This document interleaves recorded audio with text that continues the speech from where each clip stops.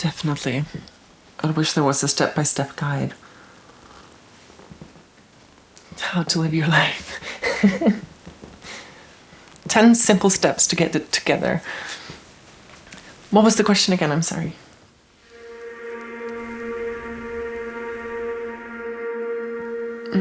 Who am I? It's hard to put words on that.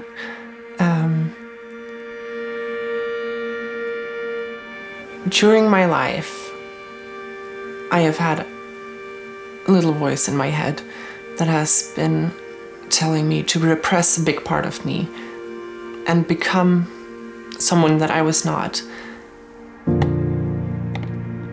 As we grow up, for some or another reason, we start losing ourselves in some way, or we build walls around ourselves because we are afraid of being singled out.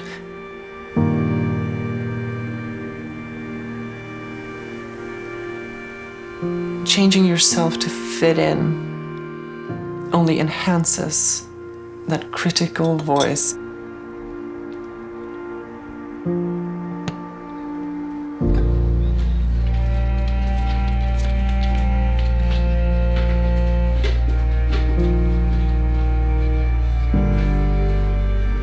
The stress that comes with being someone that you are not is huge, and that starts eating away at your own body. Feelings bottle up. Everyone's bottles are created by different materials. Some have iron, some people can bottle a lot of emotions and being very strong, and some people have paper cups. Bottling these emotions up for long enough, you basically create something else. Suddenly, what you call a critic becomes an enemy, and then suddenly it becomes your master. The only way to combat that enemy is to recognize that that is you, and you have to be true to yourself, and you have to try and start to love yourself, even though you don't like it that very much.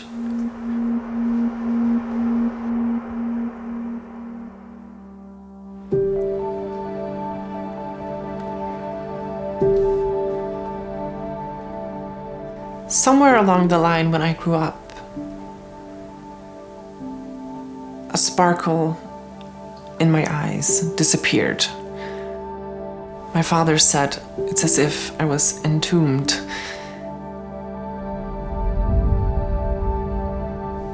That little spark has slowly started to come back to me. I felt some kind of spark being ignited to try, when I thought about continue my life being who I really was. It might just be an ember right now, but it started burning when I felt ready to come out of my tomb and start showing the world who I am and who I am going to become as a person. I chose to call my mom and tell her that I was coming to dinner and tell her that I was actually a woman.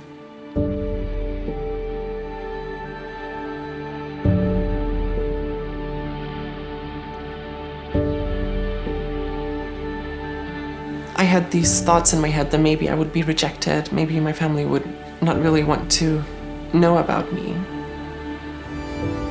And something that I feel very bad about, because in my head, I have never been meaner towards them than thinking that they would ever do that towards me.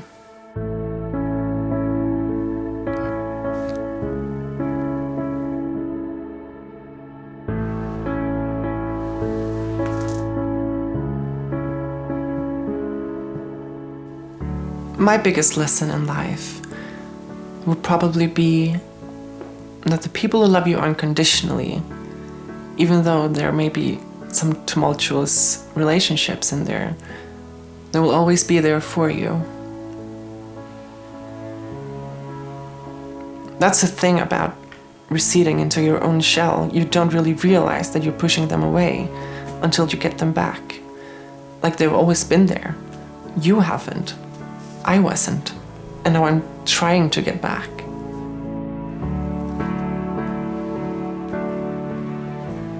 Being afraid of losing someone is nothing compared to realizing that you have found someone, that you have actually regained these people in your life.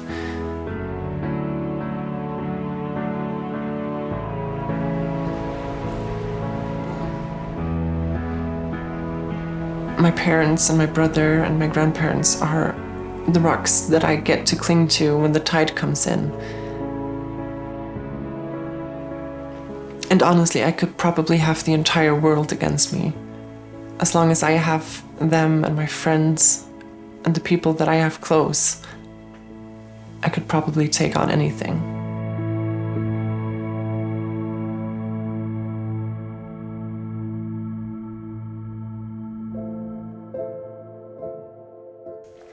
If we think about fairy tales, there are always the very tough parts for the hero in the middle of the story. And in some way, I always believe that life is somewhat a struggle. You can never win life. But in some way or another, at a time in your life, you will see the end of the tunnel where you will finally have found yourself again.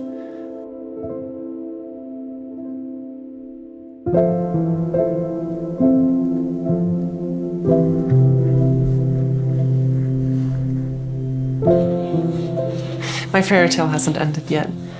I'd say that I'm still in the tough part, but I'm fighting myself through it.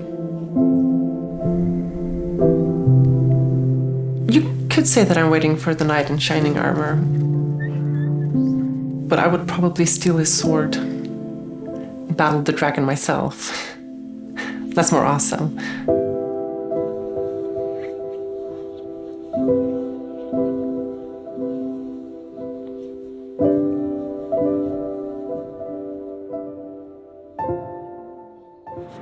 Thanks so much for watching this week's film.